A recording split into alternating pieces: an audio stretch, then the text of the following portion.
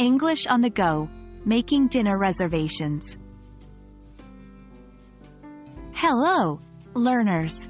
Welcome back to our channel. Today, we're going to focus on a very useful topic: making a dinner reservation at a restaurant. This skill is incredibly handy, especially when you're traveling or planning a special event. We'll specifically look at how to describe the desired date, time, and party size. So, let's get started. When making a reservation, it's crucial to specify when you want to dine. In English, the standard way to express the date is month, day. For example, July 7th. Here are some phrases to help you. I would like to book a table for July 7th. Can I reserve a table for August 15th? We're planning to dine on December 25th.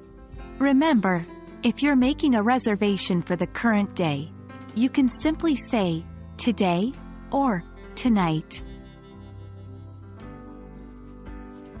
After setting the date, it's time to decide what time you'll be eating. In English, we often use 12-hour time with a.m. for morning, afternoon, and p.m. for afternoon, evening. Here's how you can do it. We'd like to come at 7 p.m. Can we have the table for 8:30 p.m.? We'll be there at noon. Note that for 12 o'clock, we often say noon for midday and midnight for the middle of the night. Lastly, you need to indicate how many people the reservation is for. We refer to this as the party size. Here are some examples. The reservation is for 2 people. We'll be a party of 4. There will be 6 of us. Remember that us and we refer to yourself and the rest of your group. And that's it. You now have the essential vocabulary and phrases to make a reservation at a restaurant, specifying the date, time, and party size.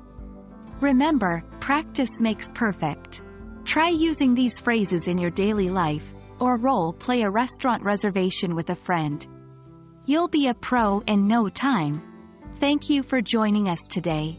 Keep practicing, and we'll see you in the next lesson. Happy learning!